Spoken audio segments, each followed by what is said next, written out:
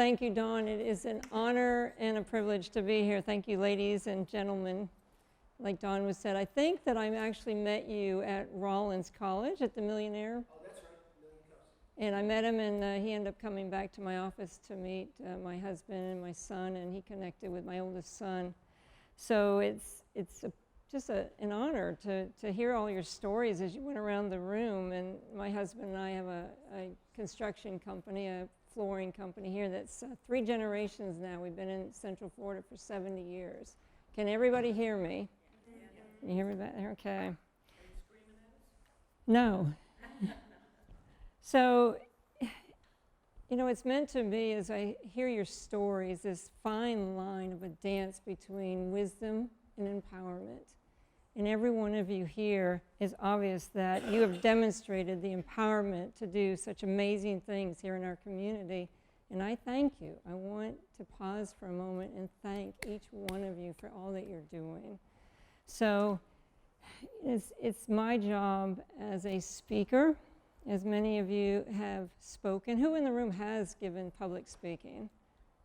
You know that you're called in, you're asked to share your experiences, share about life, and maybe the wisdom side of this, of what you've done. You know, I'm to stand up here and say, hey, this is what I've learned in my life, and to share and hopefully make your lives and your careers much more fuller. However, today, as I stand before you, it's going to be very different. Today, I'm not going to come up here and tell you about wisdom that I've learned in my life. Instead, I'm going to share wisdom and try to explain things that I've learned facing death. Very different. I am sure that there's women and men in this room that have suffered loss, tragedies, overcoming things, maybe a loss of a loved one, tragedy going through a divorce, a loss of a promotion maybe you felt that you should have gotten, women maybe passed by a guy, struggles. Or maybe there's some people in this room that lost their whole career, had to start over. It was 8 years ago. I was headed to the RDV Sportsplex right here in town and worked out just like I had done every single day the year before. I was athletic. I got on this spin bike. I lifted weights. I tried to, there's a few in this room that are really into nutrition. Tried to stay fit. A lot of my friends, I was approaching 50 soon, and a lot of my friends were starting to get medication and blood pressure, and I refused to allow that to happen to me. So got to the RDV Sportsplex, went to get on that spin bike, just like I had the year before. Anybody that's done a spin bike, you get on, you start pedaling, it's free motion, but then it's all of a sudden the instructor will start telling you to crank that weight up, right? Started to do that. As I started to crank up my weight, what happens to your heart as you get resistance? Your heart starts to elevate. As my heart started to elevate, the next thing you know, I collapse on the floor and I'm in cardiac arrest. Luckily, there was firemen in the room, came rushing over. They were working out the same day as me, and they saved my life. I was waking up to them, and I could hear one of the firemen say, her blood pressure is 30, and there's something wrong with her heart. I fell asleep, went unconscious again, and when I woke up again, I was in the ambulance headed to Florida Hospital, which is Advent Health today, and I heard a paramedic say, we cannot keep her stable on the phone, and if we cannot keep her stable, we are going to have to, and I went out again. Next thing you know, I'm at the hospital, the door's open, and there's my husband. Somehow they found him located. He met me at the hospital. And I said, here we go again. At the time, I'd been married 26 years, 33 this year. We have 4 sons, as he was sharing. 3 of them were in college, and one of them was home as a high school senior. I was about to become what was known in my season of life as empty nesters, and we had a very successful multi-million-dollar construction business going, but there was more of a fulfillment that I wanted. Ever since I was a little girl, I wanted to be an attorney, and I was a stay-at-home for many, many years because that was my priority, to help my husband and raise our children. But now it was time. My youngest one, a senior, it was time that, I need to go back and have my career and my dreams. My father was a lawyer, he was a city solicitor, he was a judge, and I kind of wanted to follow that path. And it was time for me to be me. And as I was looking into this, I called Stetson University and I said, hey, can you find my records in the cave? I said, I know they're there. So they looked it up and they said, Elizabeth, you stopped at the last semester. You have 2 classes left to graduate. I said, all right. I said, sign me up. And I said, but I'm almost 50, so I don't want to just jump into 2. Stetson's a pretty rigorous school. So I took 1 class, 1 semester, took another one, and finished by Christmas. And what was ironic was my oldest son was also a student at Stetson as a business major, and I was a political science major headed to law school. And I said, hey, do you mind if I come and go to school with you? He's like, sure, Mom. He says, you gave it up for us. Come on, but just stay on your side of the campus. So I remember being in the first class, and there was first week, there was always these whispers of these girls. Well, come to find out, they all like, that's Sean's mom, that's Sean's mom. Ooh, maybe we talk to her, we can get to know Sean. So, He's not a bad catch. yeah, he's a very handsome boy. Him and I have gone a couple years. We end up making history at Stetson University because we got to walk and graduate the same day. He is marketing major. Thank you. They did a story for us in the local newspaper at Daytona, and school did a write-up about us as well. And so to celebrate, here was Christmas time, and to celebrate, what we did was 6 of us and my parents, so a total of 8, decided to go on a 9-day cruise and celebrate. And this is great timing because law school was going to start in August for me, and still had to finish up some more paperwork, but that was the goal now. And we went, anybody cruised? Yes. All right. Well, we went out of Tampa and hit Belize and Honduras and Cozumel, some third world countries, and came back, had a wonderful 9-day cruise. Couldn't have been better. Perfect weather. Had a blast. And when we came back, though, kids started getting very sick and head colds and coughing, and well, Mom got it. Kids started getting better, but I was getting worse. So I went to the family doctors. They went back to school. I went to the family doctor, and he said, you've hit some third world countries. You have the whooping cough. I said, whoa. He said, don't worry about it. It's a 6 or 8 week course. You'll be fine, just rest. And I said, all right, this is perfect. I need rest before I hit law school for sure, so this is a piece of cake.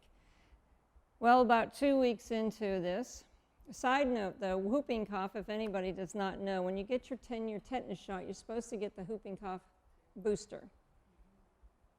Some people get the bronchitis, and it's actually whooping cough.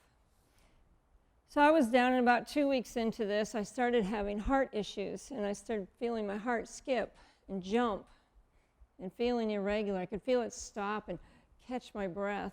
And I said, something is wrong. And my father's had a heart attack and a stent, so I said, I'm going to take care of my health again.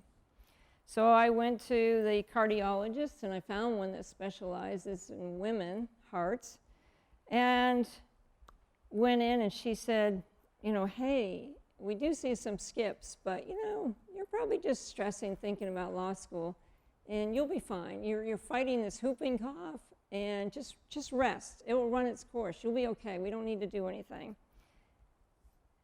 This started an 11-month journey of test after test, hospital visits after hospital visits.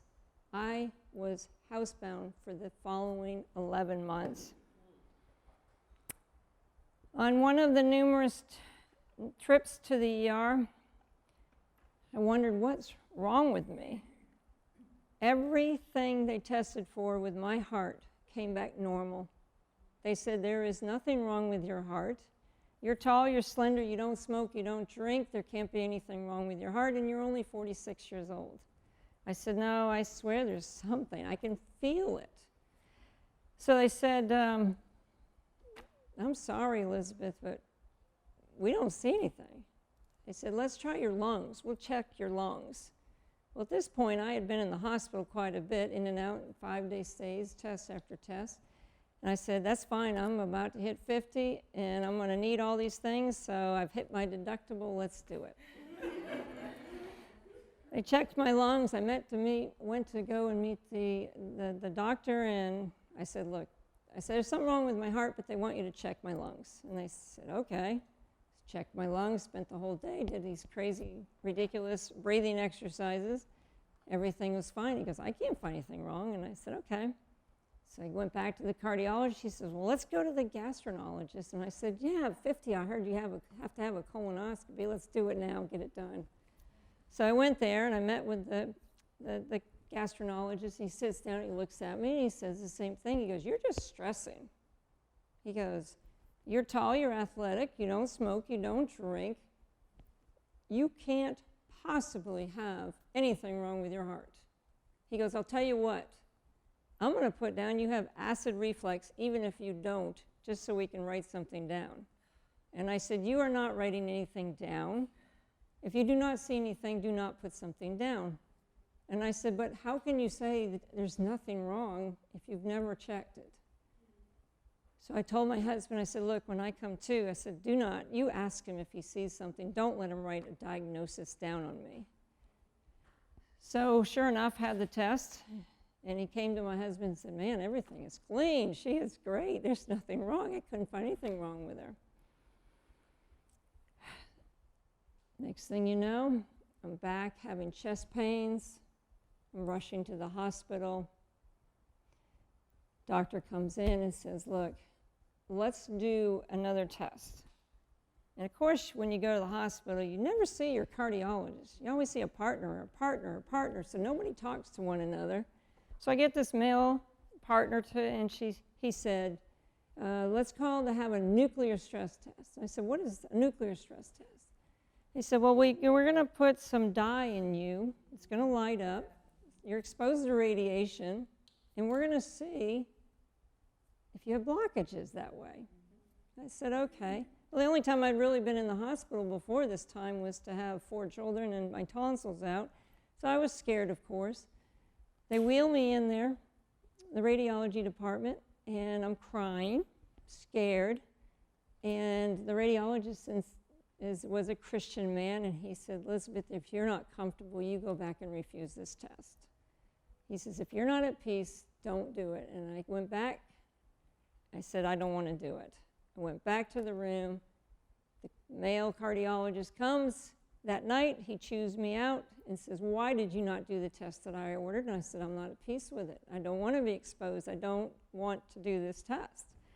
And he said, look, if you don't take this test, I'm not letting you go home. So my cardiologist called me, and she said, look, if you were my mom, I would do the same test. It's harmless, it's safe, it's fine. I said, okay, I said, all right, I'll do it. Well, the next morning, the nurse starts to hook me up, and she says, you can't eat breakfast. I said, well, yesterday when you went to do the test, I could eat. Well, no, it's different. And I said, well, how's it different? Well, I gotta inject this stuff in you, and I've got to lower your heart rate down. And I said, she goes, we got to get it way down where it's hardly beating for this test. And I said, well, you have me so scared, that's going to be hard to do, so you just might as well just knock me out. But I said, wait a minute, why yesterday I was able to eat and not be hooked up, and now today? And I kept pushing, being an advocate for myself. She finally admitted that they had messed up, and they had called for a test which would have given me 250 volts of radiation on top of what I was about to have happen. Wow.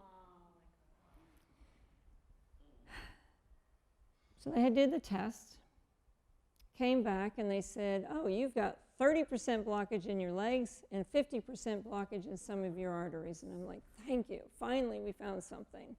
So they said, okay, we're going to let you go home, meet up with your cardiologist. We're going to send you back. And she said, you will need a heart catheterization, is where they go up in the groin and they scan up to your heart and see now where these blockages are so they can add stents. So they said, but in the meantime, you're going to need this statin for your cholesterol. I said, wait a minute, I have low cholesterol. Yeah, but you've got blockages. And you're going to need this medicine and this medicine and this medicine and get your blood thin too. And I said, I have 100/60 blood pressure and no cholesterol issues. And now you're telling me to be on this medicine. Yeah, just get on them. Well, I didn't get on them, but I went to the heart catheterization.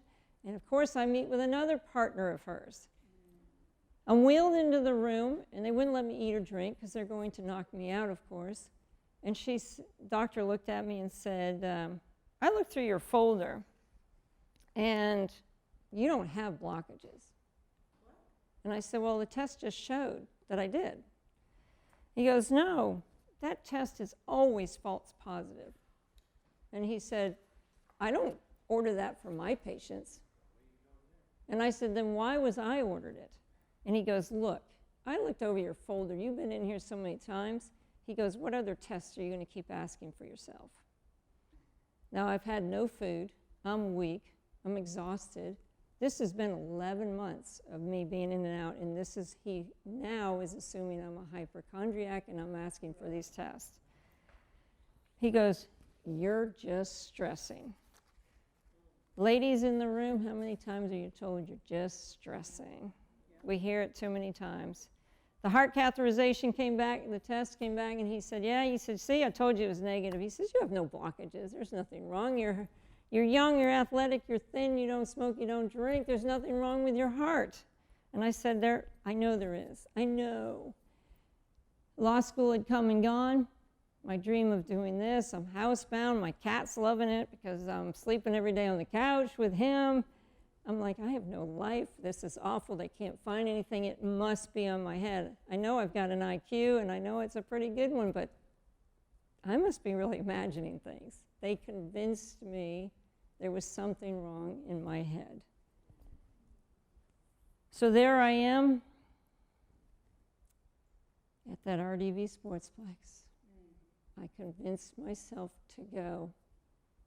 And here I am in the ambulance driving to the hospital once again. Almost died, being convinced, not listening to my own self. I had no idea if I was going to live or die in that moment, and that was staring at death. And it was this very scary feeling. I was admitted to the hospital that day. It's pretty routine that if they think you have a heart attack, they keep you overnight. And what happens when they think you have a heart attack, your body will release an enzyme and will tell the doctors if you've had one. So they took the blood test. At 3 a.m., another partner comes in, flips the light on, and says, am I waking you up? And I'm like, yeah, you are.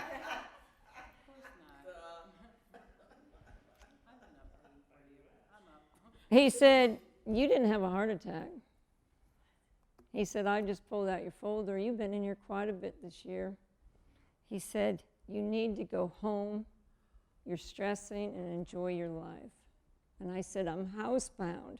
I said, I'm not imagining this. I said, I swear those firemen, they said it's low blood sugar and they saw something with my heart. They said, we saw nothing. Nothing was there. You just need to go and live your life. I said, I'm trying to live my life. I said, the only stress I have is you're not listening to me. Just breathe. Just breathe. This was my tragedy, and I was struggling to find answers at that moment. And I was swallowed up in a deep fog of grief. What I think of as a void is an emptiness that fills your heart and lungs, constricts your ability now to no longer breathe or know what to do when we're faced with this. I had lost life as I knew it, and I had no idea how I was going to gain it back. So after 11 months, I knew my heart was broken, literally, and not working right, but tests showed nothing. I was desperate for answers. When my neighbor came by and asked, how am I doing? I said, not well. I said, I'm housebound. I missed 2 months ago starting law school. I still want that to be my dream, but here I am, and I have no answers. I don't know what to do. She said, have you ever heard of the Mayo Clinic up in Jacksonville? I said, no, I really haven't been in many hospitals before in my life. And she said, look, go. They are different. They find answers. So I was fortunate enough to make a phone call and get seen by the head cardiologist at the Mayo in Jacksonville. My 11-month journey going over the test, I explained everything, and I'm just so, usually when you go to the doctors, it's like 10 minutes that you get with them. Well, I was used to that 10-minute, and I'm just rattling off, and this happened, blah, blah, blah, blah, and she's like, slow down. I want to hear this. So I knew I was being heard finally. This was a good place. She said, okay, let me look over your stuff. She said, there's a few tests they had not yet performed on you. She said, one of them was a basic treadmill stress test. Why did they not do that? And I said, I don't know. She said, along with an ultrasound and EKG, some of the basic stuff, we're going to do it all in one. So as I got onto the treadmill, they had a tech and an RN in there, and they put me on this treadmill, and I'm like, oh, I used to be an athlete. I said, this will be a piece of cake. And they're like, yeah, okay. So if anybody's had a stress test, they start off real simple, and you're walking on a treadmill, and then they lift it up, and they speed it up on you. Well, all of a sudden, as the resistance hits, about 7 minutes into this, my heart starts to go up. I start to feel something. I start to feel tunnel vision. And I see the two of these people in the room start looking at each other real quickly and like, oh my gosh, kind of look. The nurse bear hugs me, yanks me off, and puts me down to get ultrasound. I was dying. And as I'm going out and they're pulling me down, I look at the wall, and there's a sign that said, 1 in 30 women die of all cancers combined. 1 in 3 die of heart disease. And as I'm starting to go out, I'm thinking to myself, is that going to be me? Am I dying here and now? Am I going to see my kids graduate? Am I going to see them marry? Am I going to see my grandchildren? Will they ever know their grandmother? I didn't know. It was a scary moment. They stabilized me, fortunately, and brought me into the doctor's office. My cardiologist, very young, petite, beautiful cardiologist, she walked in and she said, threw the thing down, her folder down, she goes, Elizabeth, I figured it out. She said, you were born with a very fatal electrical heart condition, and there is no cure. She said, you are lucky to be alive, and you're actually a miracle to be here. In that moment, the competitiveness of me as an athlete wanted to go, yes, I knew there was something wrong with my heart. But the words started to echo, fatal, no cure. I'm lucky to be here. I'm a miracle? I said, why was I treated like this? She goes, we don't usually find this until you're dead. She goes, you are 1 in 2 I have personally ever seen live past the age of 20, and I was 46. Another time I came to visit her, she said she had my test strip on her monitor because she said, I look at that because you should never be here. Normally when you see a heartbeat, you've seen it goes this. She said, yours is like a young little kindergartner came and scribbled. That's what your heart does. When it reaches a certain level, it's like those athletes on the playing field that when you hear it in the news, they're in great shape, their heart hits a certain beat, they go into cardiac arrest and they die. Heart attacks are plumbing issues. There's no more the oxygen, the blood can flow through that. That's plumbing, that's heart attack. Cardiac arrest is electrical. Electrical is when your heart beats too fast and it's racing, racing, racing, racing, and the oxygen can't keep up to the brain and you collapse and you die. It's like, wow. I'm lucky to be here. I was lucky to survive that 11 months. My diagnosis changed me in profound ways. I learned about the depth of sadness and the brutality of loss. My life as I knew it would never be the same. But I also learned that when life sucks you under, you can kick against the bottom, break the surface, and breathe again. I learned that in the face of this void in my life, or in the face of any tragedy, you can choose joy and meaning. I'm sharing this with you today in hopes that as you take the next few steps in your life and your career, one, if you don't have your health, you have nothing else. I've heard there's a lot of nutritionists in the room. Highly encourage you face them. But you can learn a lot as you take the next step in your life after tragedy, and by learning the lessons that I only learned in facing death, facing loss and tragedy, learning lessons about hope, strength, and the light that was in with all of us that can never be extinguished. They tried to beat me down. They tried to turn that light off. It will never go out if you now allow it to. You will almost certainly face more and deeper adversity in your own journeys too.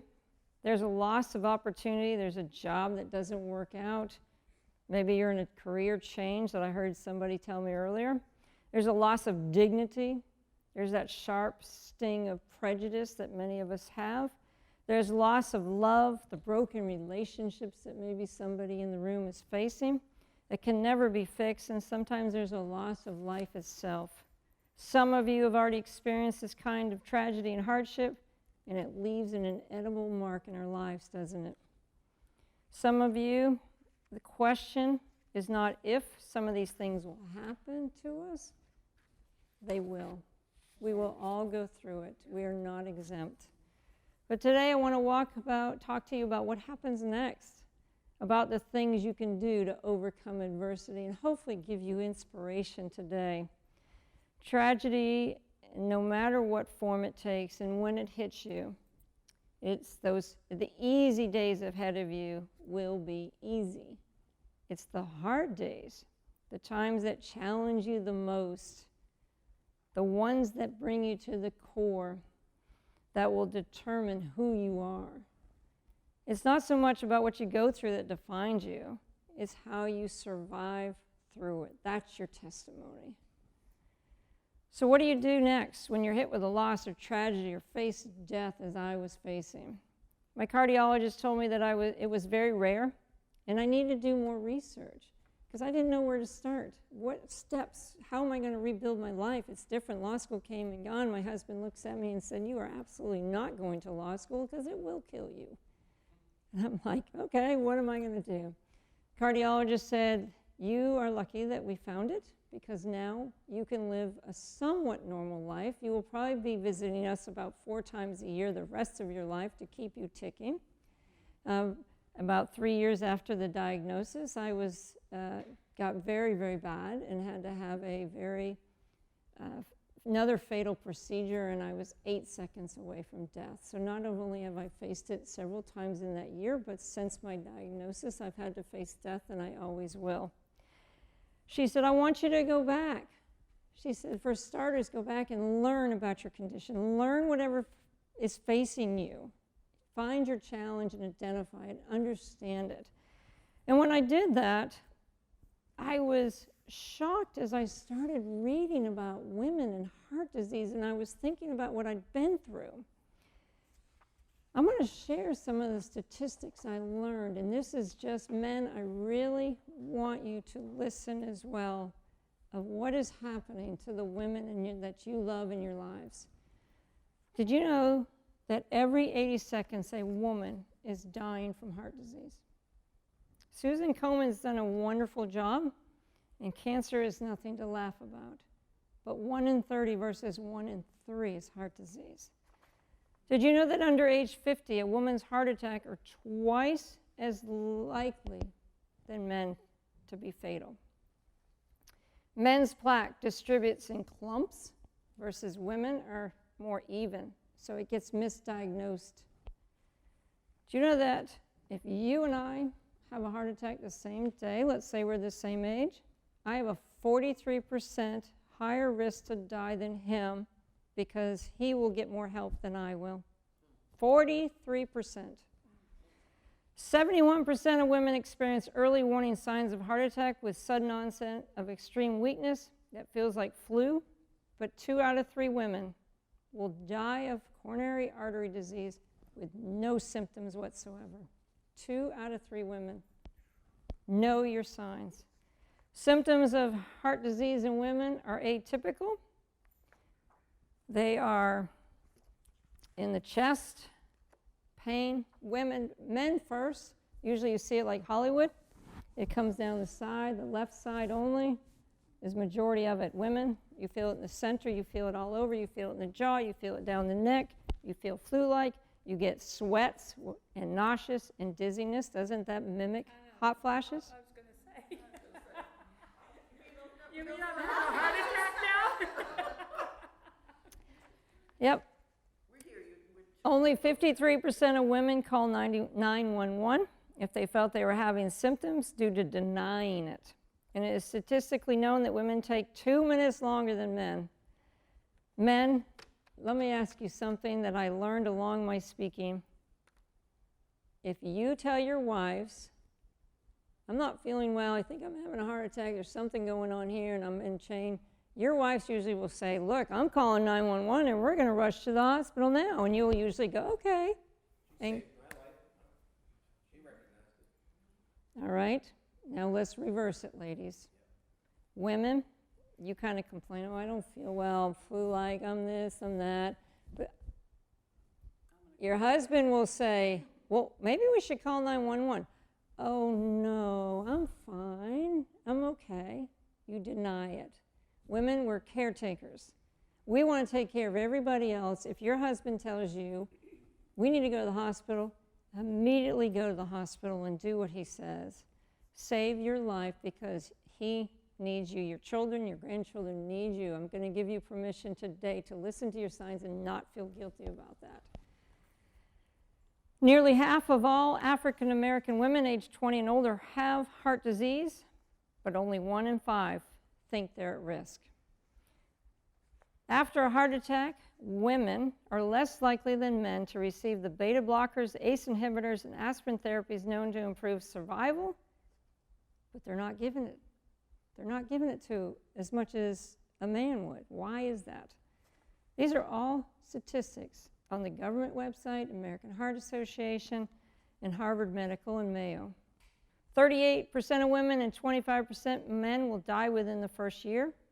Women are twice as likely to die of a heart attack within weeks after a heart attack. Twice as likely, because they don't get the immediate help that men do. 46% of women and 22% of men, heart attack survivors will be disabled. So almost all of within 6 years. So why is almost half the women disabled within 6 years after a heart attack, where it's only 1/4 is men? Women are 2 or 3 times likely to die after heart bypass surgery. And there is a growing number of 20, 30-year-old women dying of heart disease, and they do not know why. Studies show that women are eligible for life-saving clot buster drugs, but are far less likely to receive them. Since 1984, since Go Red for Women has started, there's more women than men still dying of heart disease, and the gap between men and women is continuing to widen. You would think it would get better. Women receive fewer heart disease procedures than men. Women's hearts respond better, but yet we're receiving less. Women's hearts respond better to a healthy lifestyle change than men, but only 2% of our national budget is designated to women's health. And did you know you think you're in the best hands when you go to the doctor for a cardiologist? But did you know that only 19% of women are studied in our nation? Only 19%. Only 8% of family doctors recognize it as a woman's #1 killer, and only 17% of cardiologists do too. If we walk in the same hospital, same day, having the same symptoms as a man, you would think you'd go in and get the same treatment, right? Women are not treated equally. But one thing I came across that deeply penetrated into my soul, heart disease is 80% preventable if women just know there's signs of a heart attack and a stroke. 80%.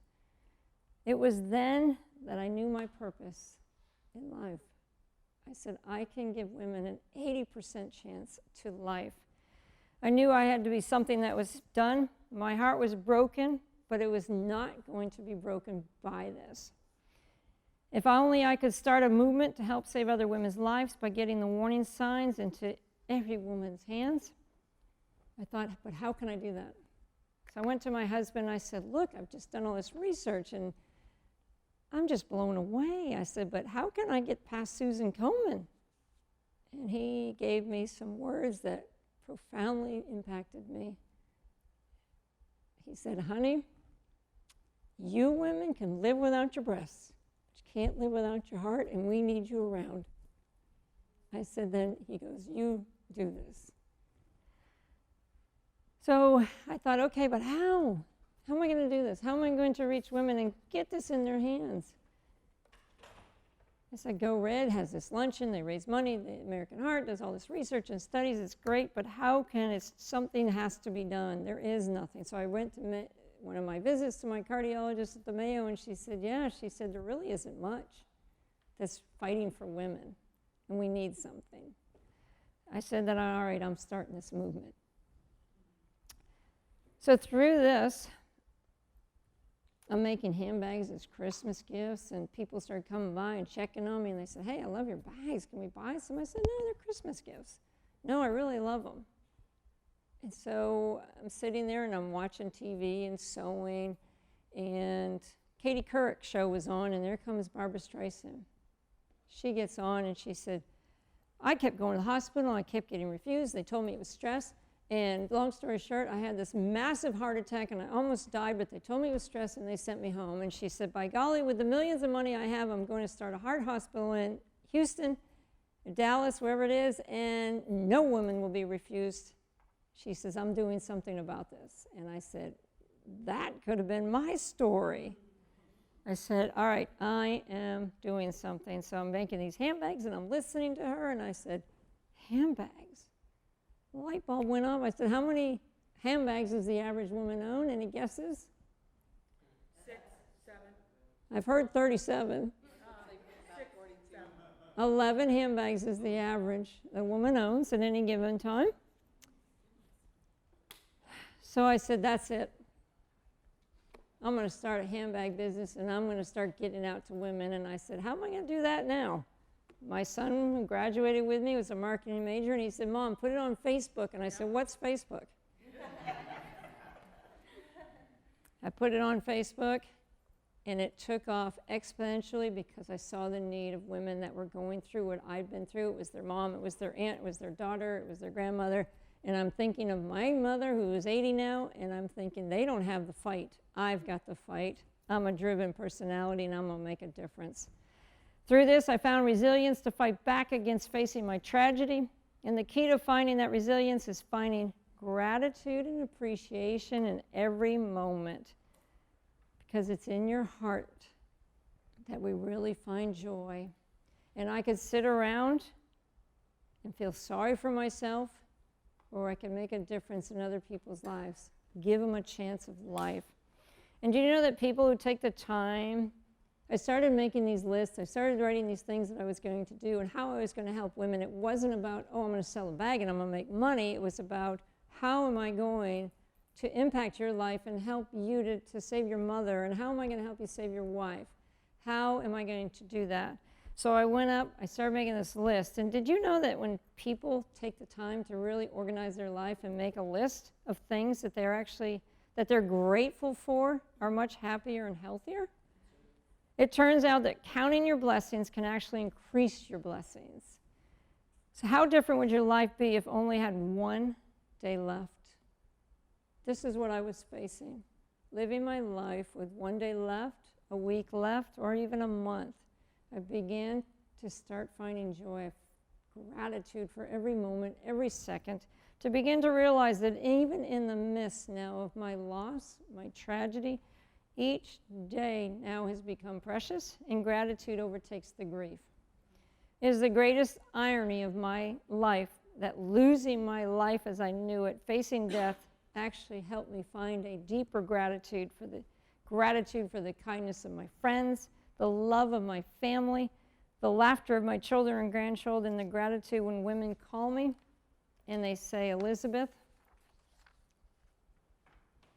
I got a card of yours in my hand and you just saved my life. I'm in the hospital. They found an aneurysm. Talked to one lady. She said, hang on, Elizabeth, I got to grab some Tums. I said, why are you grabbing Tums? She goes, well, I have indigestion. And I said, how long have you been taking Tums? She said, about 3 months. She said, I keep getting heartburn and indigestion. I said, absolutely not. I want you to go see a cardiologist like tomorrow.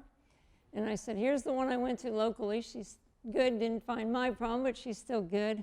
She called me back a month later and she said, I've got 98% blockage in my widowmaker. You just saved my life. My hope for you is that you can find the gratitude not just on the good days like today, but on hard days when you really need it.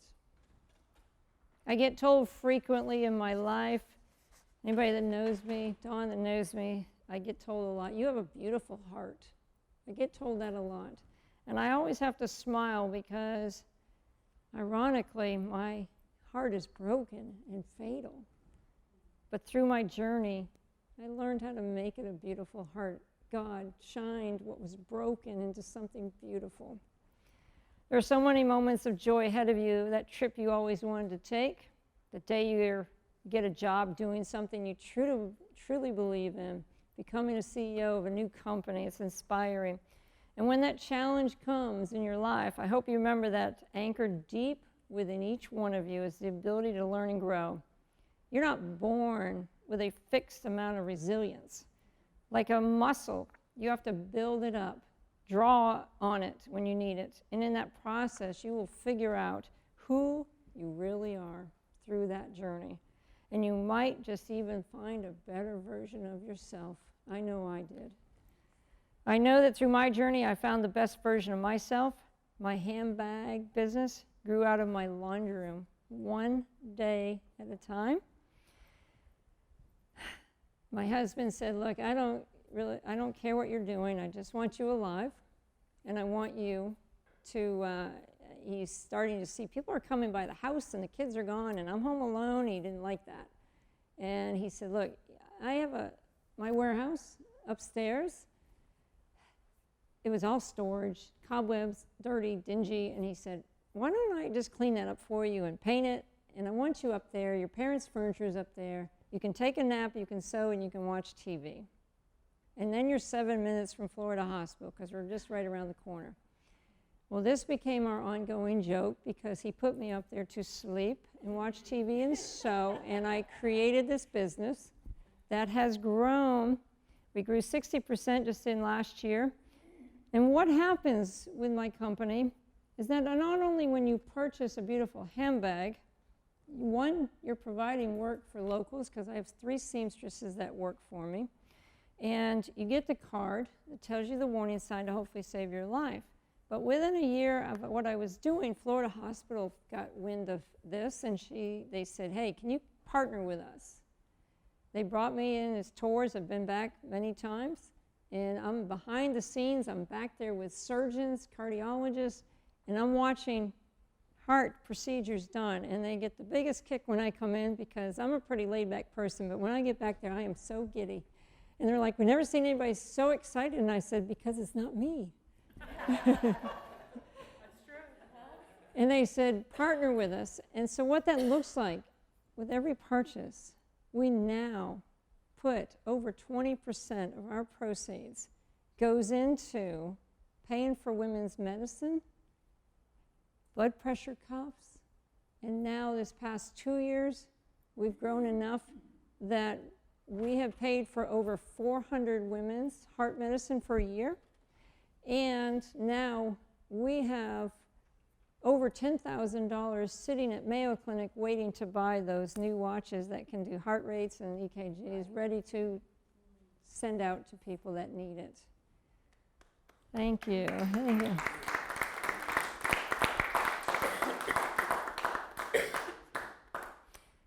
I saw our need after that as I was starting to grow, and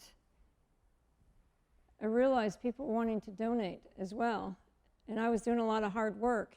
And because I wasn't a nonprofit, some of the advocacy work I was doing was going from this person to Florida Hospital. And I said, whoa, I want my name out there like Susan Komen is. And so in October, I was once again told that I couldn't do something. And my mother's told me since I was little, when I'm told that, I usually figure out how to get around that. And they said, "Oh, you'll need to pay about $2,500 to have this done." And I said, $2,500 to figure out how to become a nonprofit. So I just called the IRS and asked in Florida Agriculture, and I said, "How do I do this?" They told me how to do it, and they said, "Just submit it." And I get a letter from the IRS saying, "You're a 501c3. I'm like, that wasn't so hard.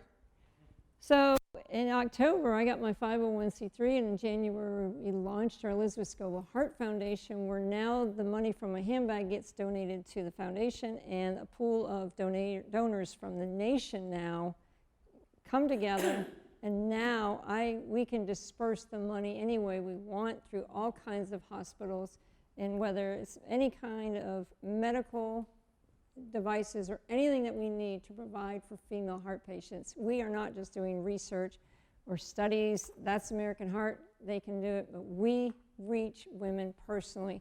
I have walked the halls of Florida Hospital. I give them out little pegs free, and I give them hope that they're going to be okay. And I even had one lady look at me and she said, "You can't help me. Why are you even here?" And I said, "Well, I'm hoping to give you hope." And so she went on to tell me she had AFib. AFib is pretty common as you age.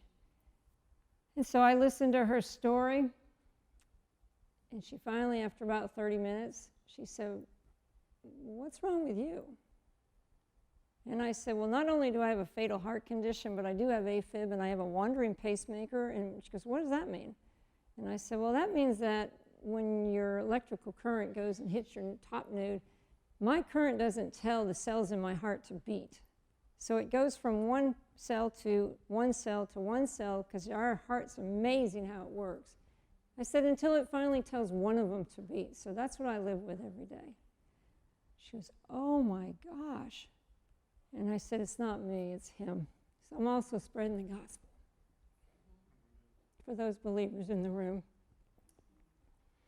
I said, "Lord, you put me in this path, and I'm hoping that I can inspire you, whether it's your faith or whatever you have. You have something within each one of you to overcome these things. Don't let anything take your light out. You have a lot to give in this community and life, and I want to encourage you to keep going. You can support my mission in any way. We definitely could use volunteers. Our handbags are all done right here in my factory, which is 10 minutes away. And if you have a corporation that you know where I can speak, please get with me afterwards. There's little cards that I put around. There's my cell phones on the front. But these make great today. They're only $35. They're normally $50. They come with these pockets, ladies. But think of Christmas Day, holidays. $35 you would give an employee, a colleague, or somebody, and it has the mission, and we can put whatever information you want, and it spreads the word. And I tell people I didn't want to be a Michael Kors. So I try to reach all women. I said, it doesn't matter. I said, I'm trying to reach women. I don't want to be Michael Kors, Louis Vuitton. I could care less about being a fashion designer. So then we started leather. So we have a leather line. We have anything from $6 to $200 to fit that woman, because every woman's different. We also just started a new line, which has been fabulous. Backpacks, normally $75 or $65 here. We have cell phone cases. They come with a beautiful charm. Hooks onto anything. These are $25. These make great gifts too. Think of your wife. And those who like it really ritzy, this is my most expensive bag for $200. It's $149 today for those who want. Or if you want to just be a part of it, ladies, if you're on Facebook, open up your phones now and just put in Elizabeth Scoville handbags. Do you know that's a huge support for me? Because as I go into boutiques, I am in boutiques, they look at how many followers. They're like, oh, well, you're not Louis Vuitton or Vera Bradley. And I said, well, I have over 27,000 followers on Facebook who believe in me, who are even just praying for me. And they just like it. And they say, oh, wow, you've got all these followers. So like it, share it once in a while when you see a post. It's Elizabeth Scoville handbags, plural. Ladies, gentlemen, don't let anything slow you down. Think if your life was only one day left, a week left. How would it change your vision and your purpose and what you're doing? It has been such a pleasure. I hope you all walk away today learning something. Listen to your hearts. Get healthy, because nothing else will matter in your life if you've lost your health. Thank you for having me.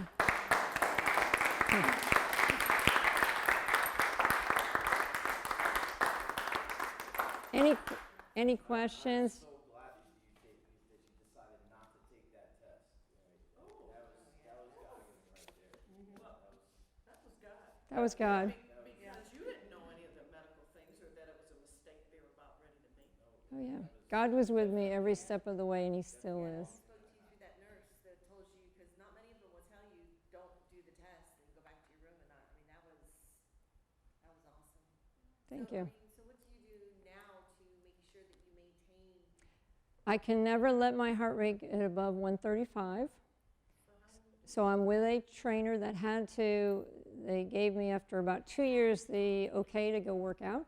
So I have to work one-on-one with a trainer that constantly has to monitor my heart and know when to get it stronger. So it's such a 20/20 that you got to get it stronger, but you got to keep it low. So I've been with him for over a year, and I'm on this incredible nutrition journey with him that I'm feeling better than I've ever felt in my life. And I'm on medicine, just one medicine, because the Mayo told me don't take any of that, you only need one. And I have an implant. And Dawn, if you can pull up that picture on your Facebook of me, I have a service dog, and Dawn has a picture of me. She's with me pretty much every day. Don't bring her unless my husband's with me. Screen to come back on again. I might have to just. So whenever I'm alone or out and about, my service dog is trained to get help. And it's adrenaline. Anybody that has this condition, these athletes that have it, it's adrenaline based. And what that means is everybody experiences adrenaline in their life. And so whether it's stress, emotional, anything that triggers that, anything that elevates your heart, exercise, stress, emotion, I have to keep those emotions down. So my dog is trained, if I'm crying, if she senses I'm anxious, she will actually come and get in my face and lick my face and calm me down, so that, because the adrenaline for you and us makes us, the joke that makes us super strong. For someone with me or someone in my condition that in that family, the heart recognizes it as poison. So I have to be very careful, and the medicine tries to keep that minimum. And then I'm at the Mayo Clinic probably 3 or 4 times a year. Yeah. Now, is this hereditary for you too? They say it is, and one doctor told me do not do the test though, because then you may lose your insurance if it says hereditary. So I've never done that, but my youngest son is now showing signs of it. Oh, wow. Yep. And everyone in my family on my dad's side has died at age 70 or younger. My dad is the longest living one at 82, and he only has plumbing issues. He doesn't have the electrical. So technology, they never know. The electrical side of the heart, if you ever meet somebody, was only started to really be studied in the 90s. So it's very new what they know. So And there is no, not an increased study for women still. not enough. Compared to men, not enough. Everyone in this room, although I'm speaking just to the women, if you're 20 and older, should have had a stress test by this point, an EKG and some sort of blood work. Did you know that Florida Hospital, if you cannot afford it, do not have insurance, they have a clinic downtown, and I can give you the name, free, totally free. They're nurse practitioners. Get the test, be seen. Especially you, my friend, African American, it is your number one highest risk for you. Latino is second, and Caucasian. See, I did not fit any of the profiles. I was white, I was tall, I was slender, I was athletic, I didn't smoke, and I didn't drink, and I didn't even do recreational drugs. So I was totally dismissed. What is that, where is that location downtown? I'd have to look it up. I've been there, but I don't, it's, yeah. I have a friend that a lady that has heart issues as well too. Okay. One of my best friends. This brought it back to me, and I was like, we need to talk. Yeah. Any other questions? And I'll be here if you want to purchase anything. Think of, Is it Martha Lopez who has the test where they give the kids the stress test? I don't know. It's interesting to me that you talked about basically being ignored and treated like a hypochondriac. I went through something similar when I was 28. I started getting all these really, really awful aches and pains. I'd wake up in the middle of the night crying because my back would just spasm. I kept going back to the doctors, and I kept being told, you're spending too much time on the computer, things like that. And it wasn't until 4 years later I got to the point I could hardly walk upstairs, and the doctors were still ignoring me. And I finally sat on the exam table and looked at the doctor, and I used to be an opera singer, so the opera diva came out, and I almost yelled at the guy. I said, I can't even walk upstairs. Don't tell me there's nothing wrong. I feel like a little old lady, and I'm 32. So finally, he reluctantly did x-rays. Fine, I'll do x-rays. Well, then I got a call saying there's something really wrong. By then, You have to be advocates. We know our bodies better than anybody, and we have to fight. and I had talked to doctors for 4 years before they finally could see the changes in my spine. I had psoriatic arthritis, Oh, like Phil Mickelson. That's what I got diagnosed with. wow. And they didn't diagnose me though until they could see the changes in the spine. So, I mean, you're right, we have to be advocates, because especially as women, we get treated like hypochondriacs. Very different. What I'm gonna suggest at this point, and then we will have uproarious applause, is that we make this a bio break so I can get this thing back up and running. This gives you a chance to look at the bags, empty out any bags on the inside, and pick up an extra cookie. And then we'll come back, and then Dana, you reached us, you're gonna teach us. Yeah. Teach, but I'm gonna follow your, Thank you. Because I'm I've got a reading your story mind. too, that just kinda, You Yeah. need to tell that story. Yep, and if you'd like to buy something, I may be leaving earlier because I got some amazing news that were a little scary. We were told today that we're renovating a new home, and so my husband and I moved into our camper on the property. Well, code enforcement came out today. We've been there for 2 months now. Code enforcement came out and said, no, you have to leave, and so now today we're homeless. oh gee. So that's my joke. So they said you can't be, they said if you were starting from the ground up, you could stay there, but since it's a remodel, I don't understand. Be demoing and everything. Yeah, so I told Dawn I may have to go run and go deal with that, so, yeah. So let me know if you have anything, I'll be right over here. Oh, you're still wired. Here. Oh.